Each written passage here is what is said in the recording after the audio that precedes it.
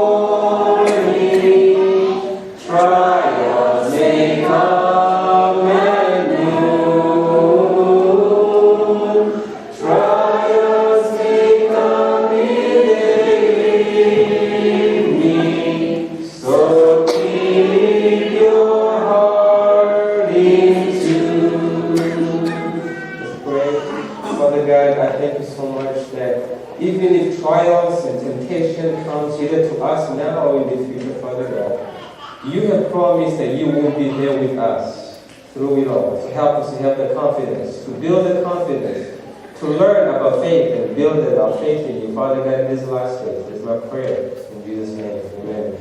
You may be seated. Thank you so much for singing with me.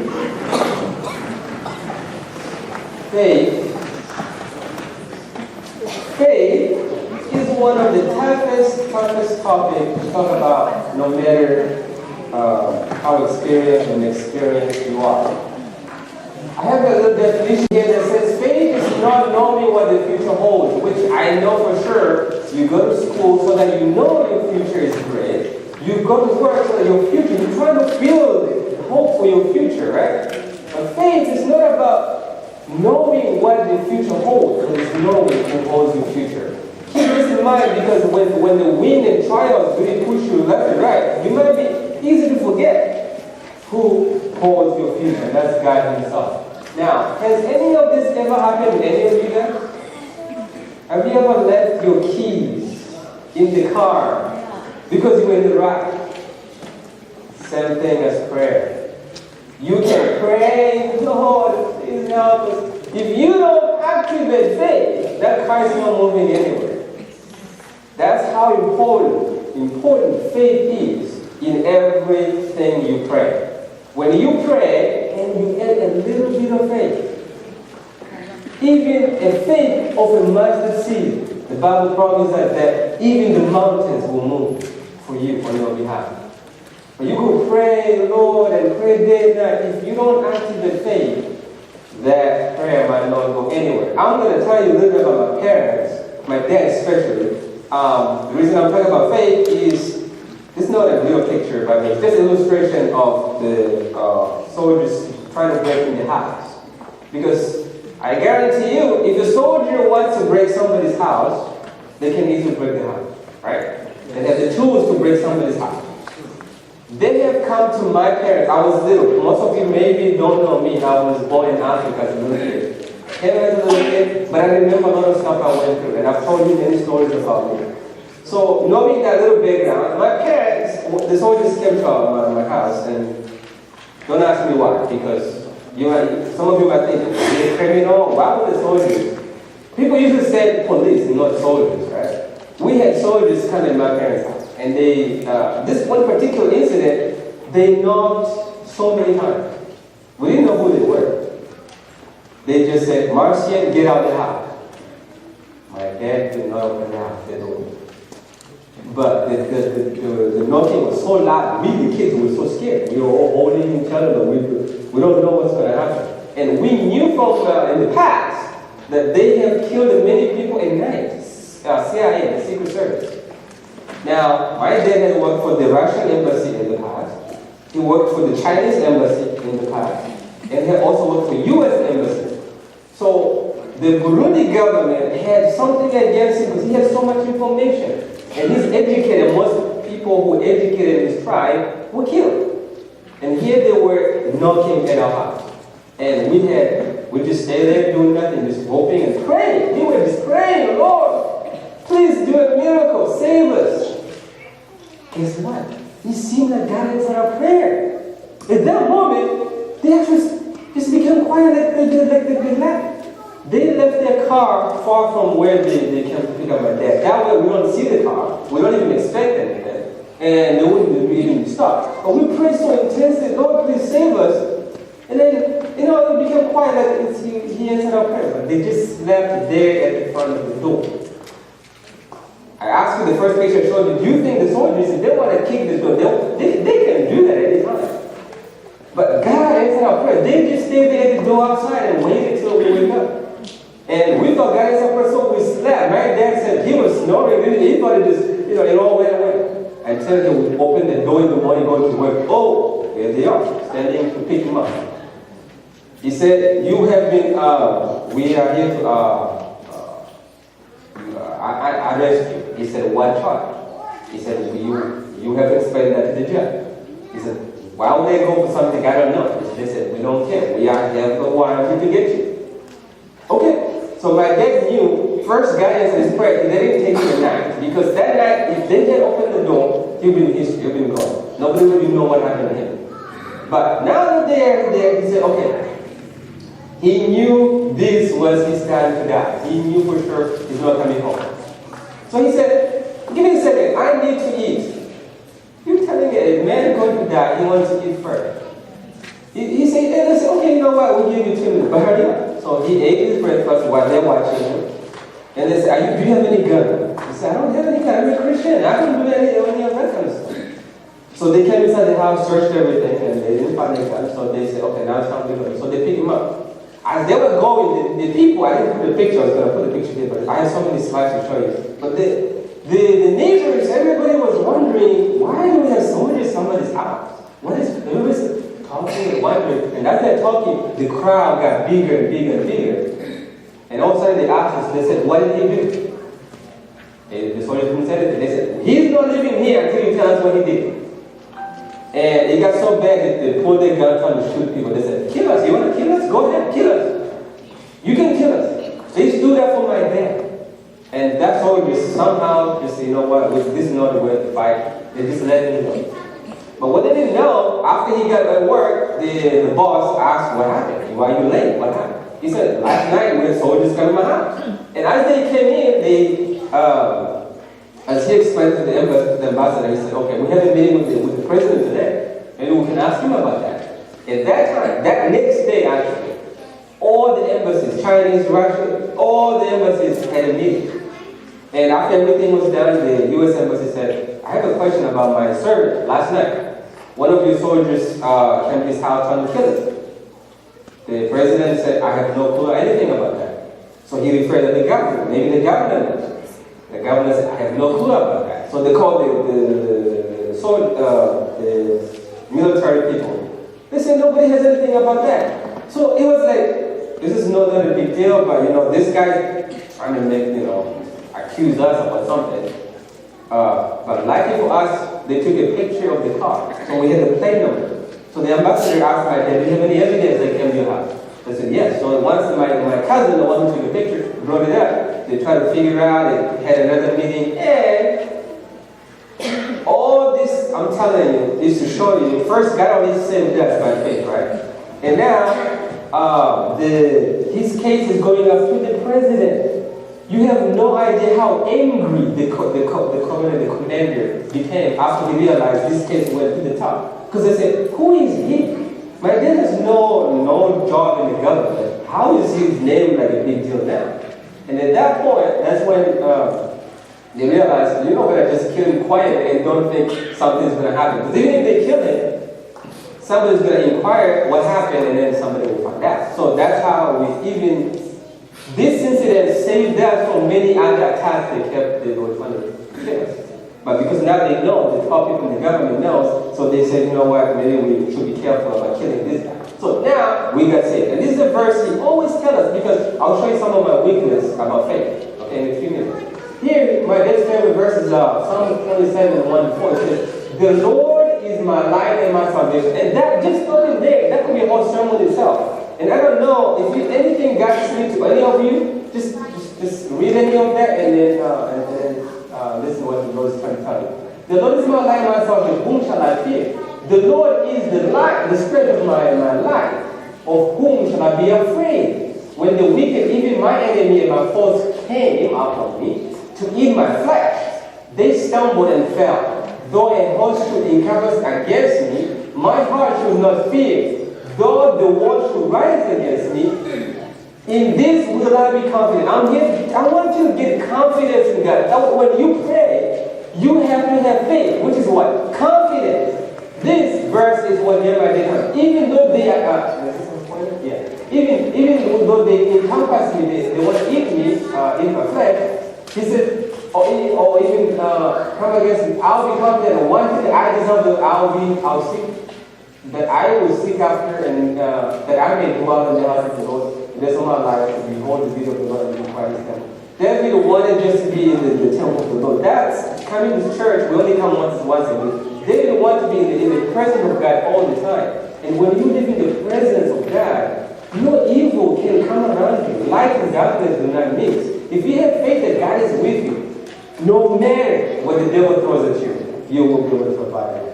Now, this is another picture. You can chill. You can go to sleep. Even when the enemy is surrounding you. These are the sharp, by the way. So this is what happens when you really have faith. And I don't know how many of us at that level yet. So example of my lack of faith. So we talk about faith. And I start with myself. I realized I don't have faith. This stuff, when I grew up, I had trouble. I fear wild animals. And you're wondering, why do you have to fear wild animals? Most of you who grew up in the Philippines and America, maybe you don't have this. But I did that. My parents would send me at night to go get a letter to the neighbors and find that side. I'm like, why didn't you do that earlier? And my dad's excuse was he wants to make us men. We had to be strong. We had to be fearless. So you have to go through the night. And now sometimes when I go to my friends, I said, no, only here. So I was always afraid of the wild animals because I've heard a lot of people who met lions and other stuff. So another one was the fear of the soldiers bombing. We get some bombing and we're sleeping. You go to bed and nothing happens. And when everything is like, and then all of a sudden, boom, boom, you hear all this boom. So at any time I hear something, my heart will just boom. So I had this fear. This is because of lack of faith, remember? Fear of the thief. Some of them were breaking my all the time. They work at night trying to steal the chickens, cows, whatever they have. And fear of my dad's assassination. This was the biggest one because it wasn't the one time or second time. They tried to kill him many times. And knowing that they know his family, we will also, if they kill him, we will also not save as well. So this really made my faith in God. When I look at my dad, he said, no, go to sleep. There's a bombing going on. How can you not be afraid?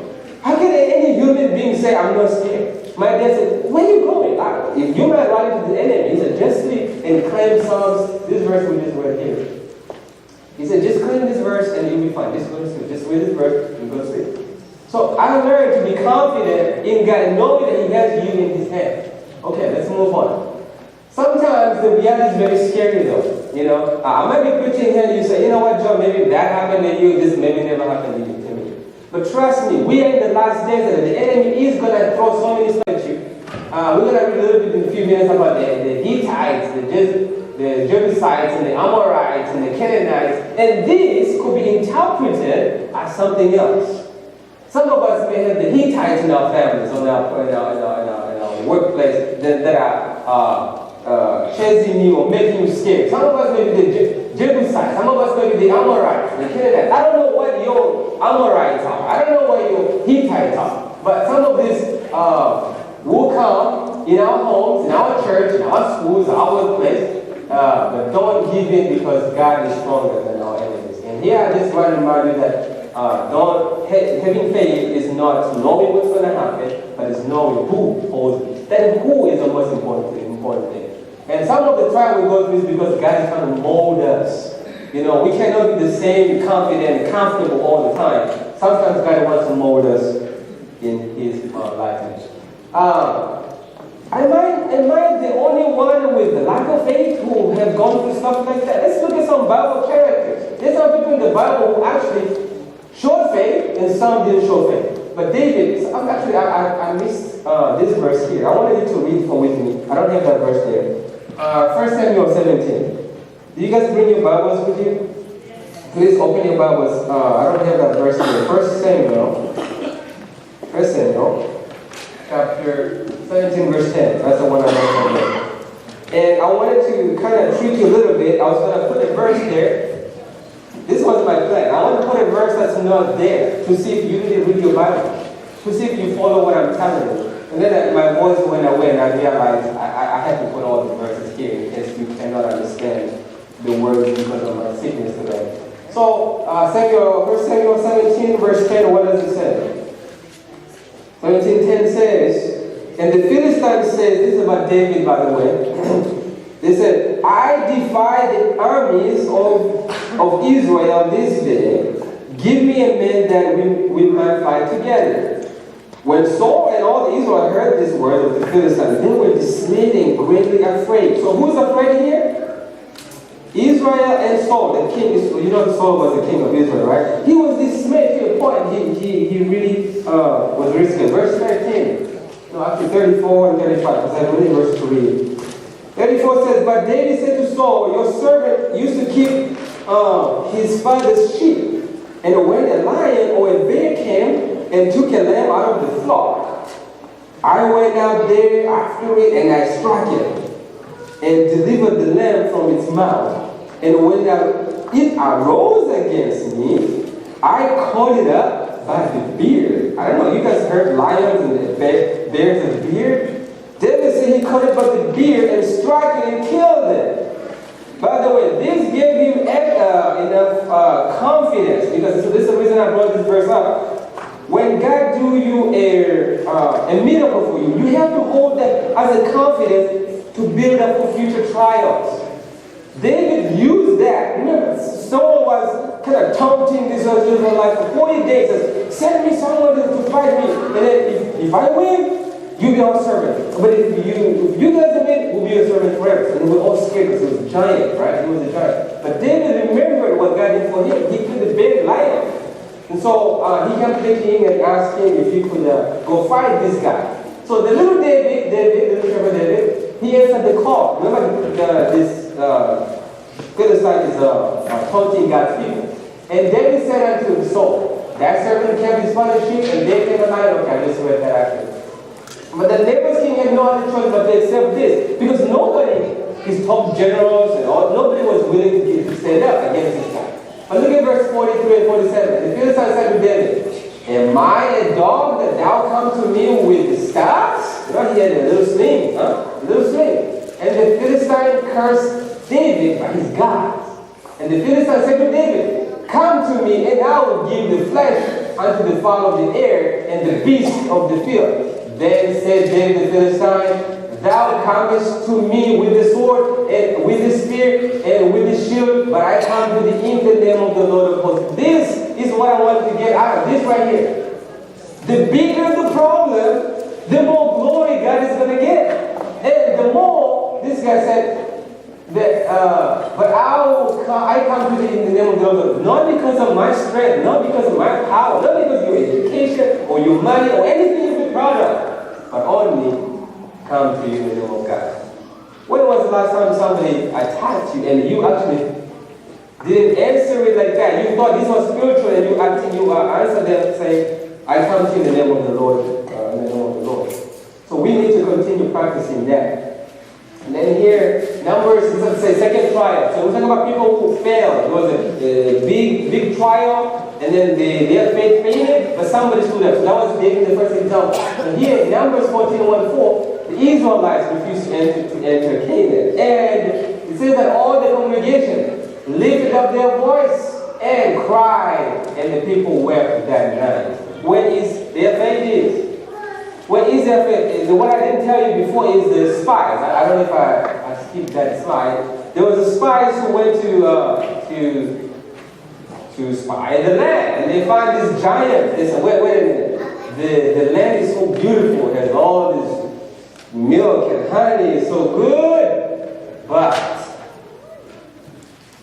people there, inhabitants, they eat the people there.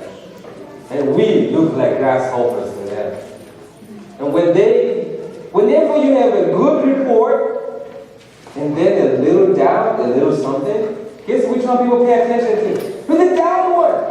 The negative is so easy to get a negative than to take the positive. But here we have, they cry when they hear the report. They cry with their voice, they cry with their voice that night. And all the children of Israel complained. It's not faith, see, no faith.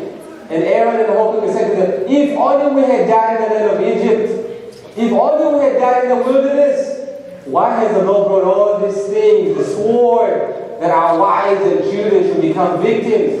Would it not be better for us to return to Egypt? See, whenever, you might blame them, but the problem looks so big. To them this is not Jordan, there's many other problems, by the way. This is just a story that just heard how the spies saw the land is big, the walls are fortified, are huge, and the people are giants. Just hearing that, they already complaining, said, why don't we just go back home? Why don't we just go back to Egypt?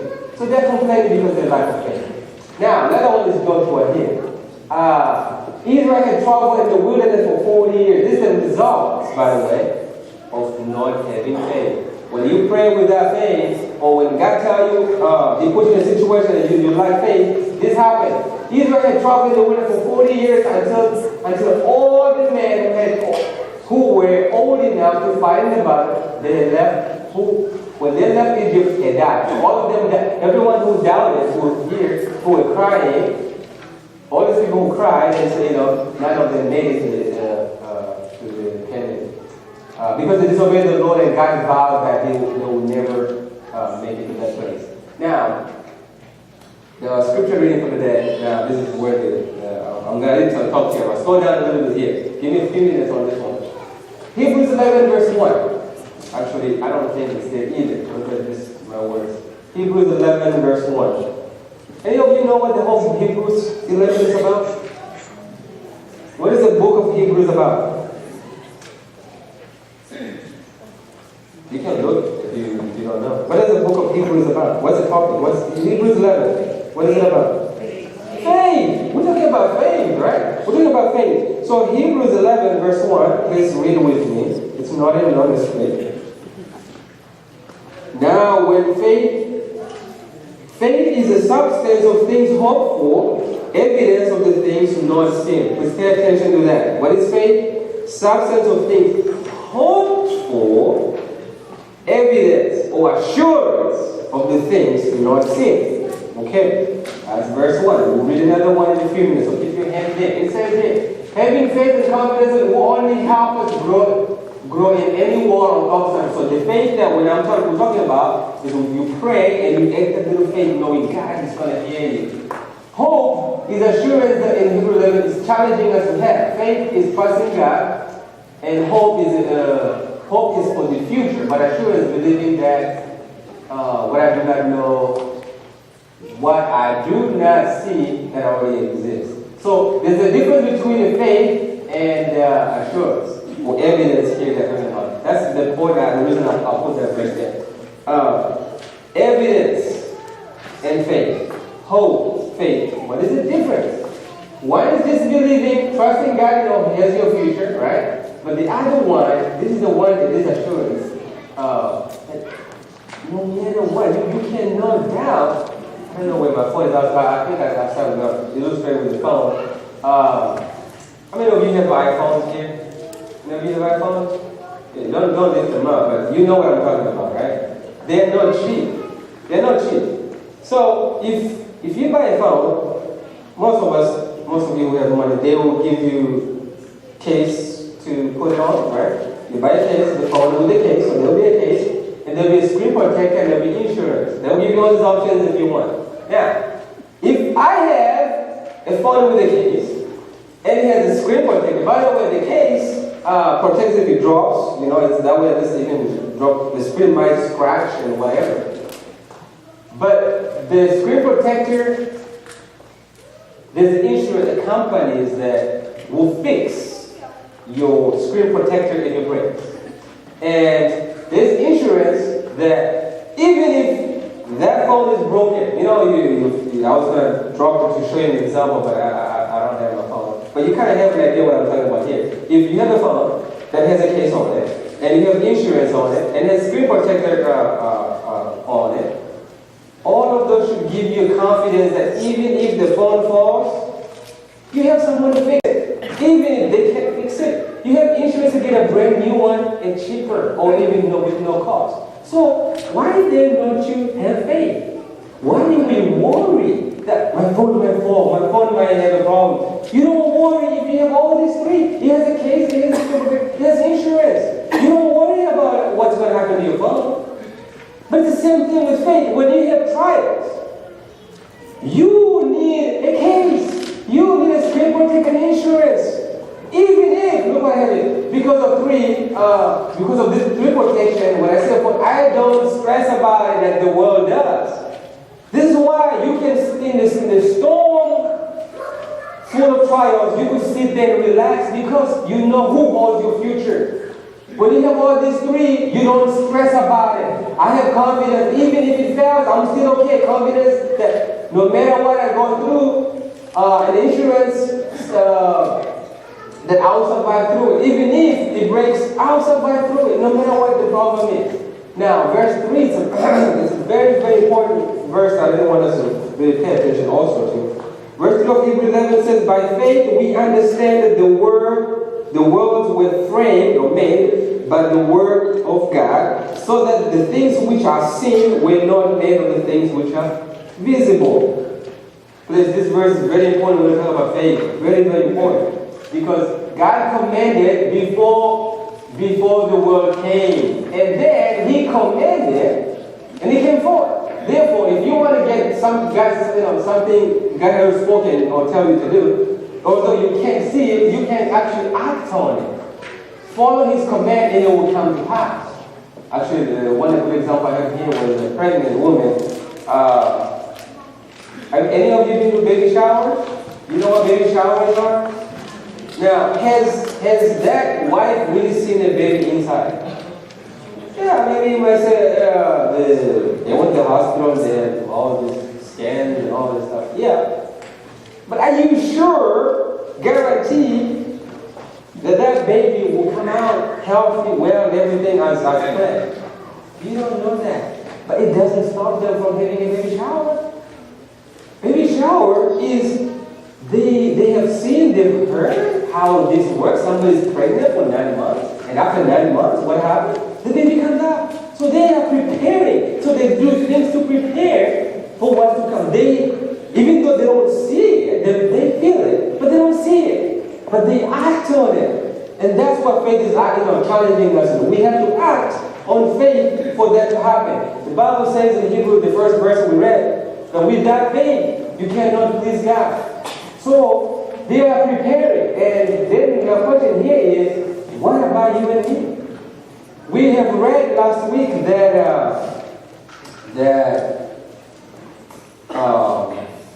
3 angels' message, Revelation 14.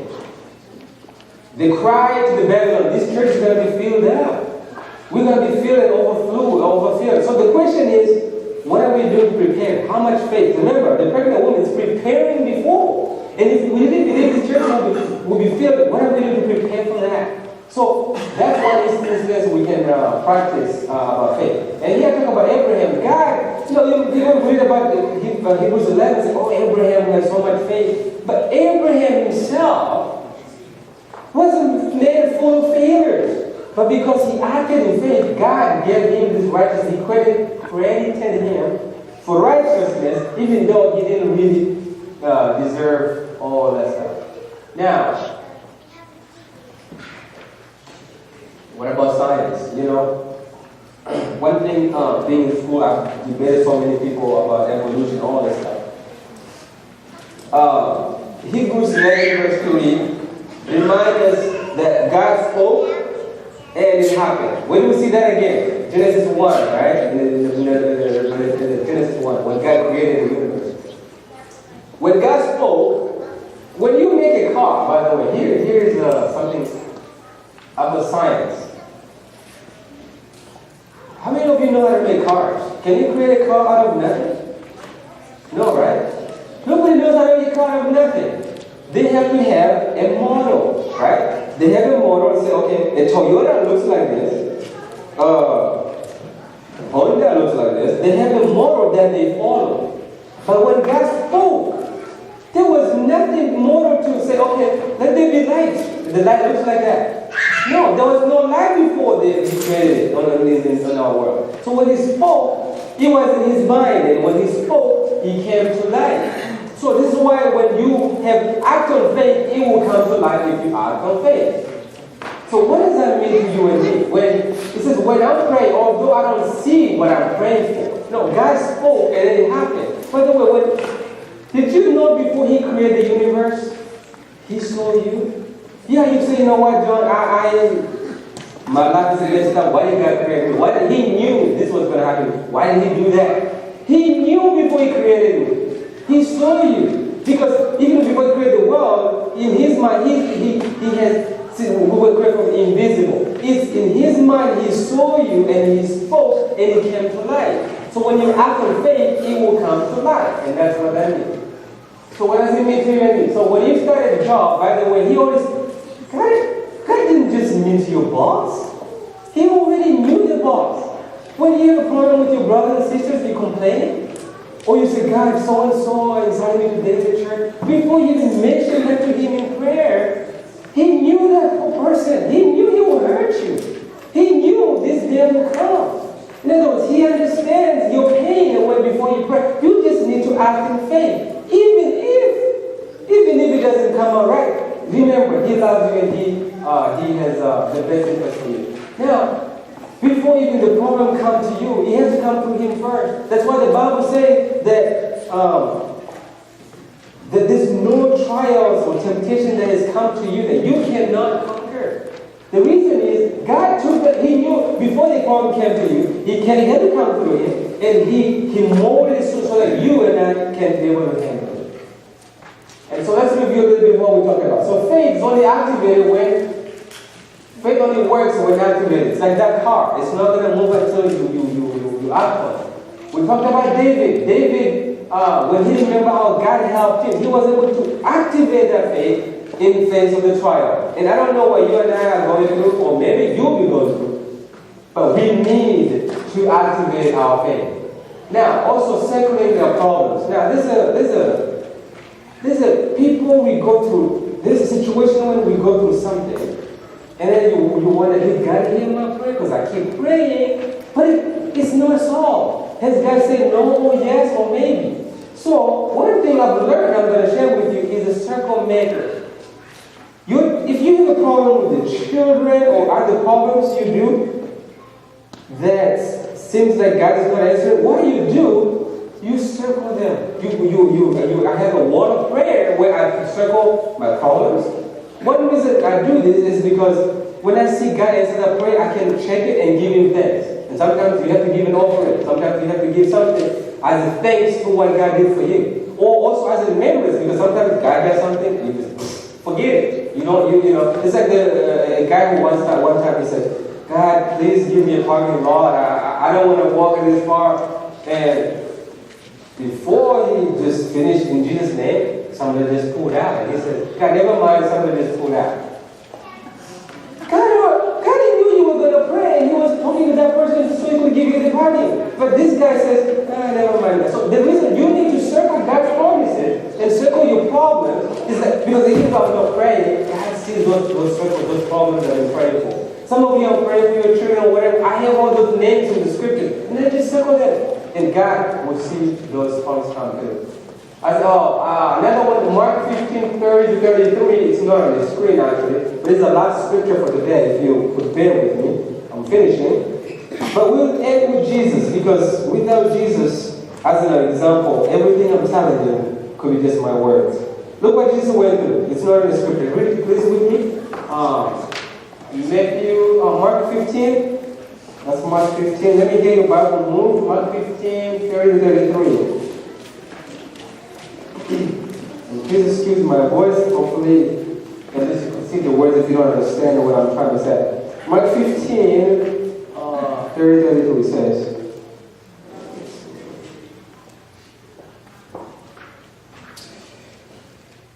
King of the Jewish. This is when this was about to be crucified and they put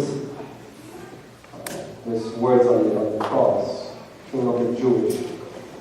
People said in verse 30, save yourself and come down from the cross. Likewise, the chief priests also mocking among themselves, and the scribes said, he saved others, himself he cannot save. Let Christ, the King of Israel, descend down from the cross, that we may see and believe. Even those who were crucified with him reviled him as well. You know, Ellen White talks about it. Jesus was to listen to these people and make a miracle. First of all, they wouldn't even believe. Miracles don't make people disbelieve, because even Satan can make miracles. And they were mocking him for things he never said or done. They were saying, if you have faith, you save other people. Why not save yourself? And it's so sad for me, King of the world. And I'm telling you this because, in conclusion, you and I will face difficulties in life. And we need to really rely on the Holy Spirit to help us activate the faith in times of need. One example is 2 Chronicles 20, 12 to 15. It talks about this king who all the armies were surrounding him, was scared. He called God, King Jehoshaphat. He called God for help. He says, we are powerless against this mighty army that's about to attack us. And so this is what the Lord says, do not be afraid, don't be discouraged. This mighty army, the battle is not yours, but belongs to God. Any situations that God may seem silent when you pray, but remember that the fight belongs to God, not to you. That's why you can go to sleep and don't worry about it. I don't have to buy a gun to defend myself, because my battle belongs to God. You could say all you want. I just go pray for you, and my battle will go there. The key here is that he called the Lord, and so God was able to answer him and deliver him from these armies that were trying to fight and kill him. And Satan, by the way, you might think, yes, John, whatever you're saying, I'm not going through trials right now. This will come because we're in the last days. And the enemy is stepping up his game because he knows his time is short. He's not excited about your future or your God's purpose for your life. Don't let him win, people. Don't let him win, because the Ephesians 12 says, we don't fight against the flesh people with the flesh blood, but against evil rulers. These people who vow against you, say all this stuff against you, they're spiritual, trying to get to you. We may be afflicted everywhere, but not crushed. You see, remember that. Even though we may be perplexed or persecuted or struck down, we are not destroyed. Remember, this is about having the faith that even if crumbles and everything goes down, God is still, it's who holds your future. Not your money, not your friends who can come for your boss. And he said, don't worry, he will make a way. Some of us might go through something where I don't see how my financial is going to be like. I don't see how I could pass this exam. I don't see how this is going to happen. God says he will make a way out of nowhere. And you might go through lions. God says, don't be dismayed. I am with you. My dad did not have all of the scriptures memorized yet. He was still young in faith when the trials came to him. But he hold on to what he already knew, that God will never leave you nor forsake you. And do not fear, even though the storm. And this storm comes in many ways. I work in the ER sometimes, and when I talk to people about their problems, everybody has different problems. And it's not just health or they might be coming to us with, they have many other problems. And what I try to remind them is don't fear. And how is it when soldiers are banging into the door? How can you tell somebody not to fear? Again, when you see this coming, how do you tell somebody not to be afraid?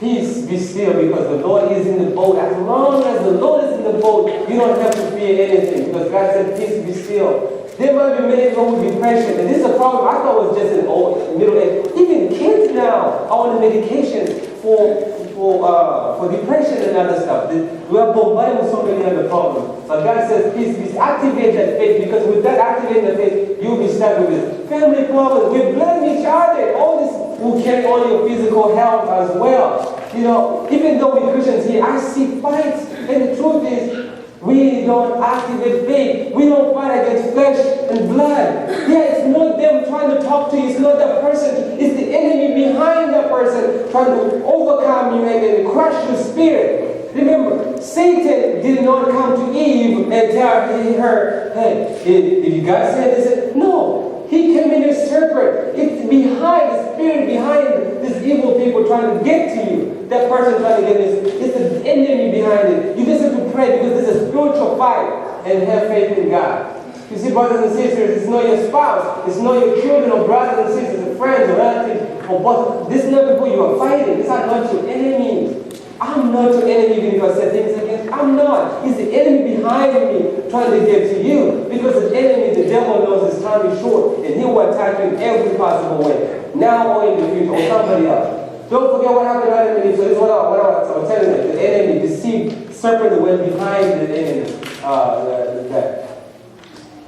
And even if problems, God still says, peace, be still. Even if you don't see the future, everything you hold on to keeps falling apart, God says, peace, be still. Peace, be still. Peace, be still, because remember who holds the future. If you remember that, God will be very pleased, because no one can please God in that way. May God bless you this morning.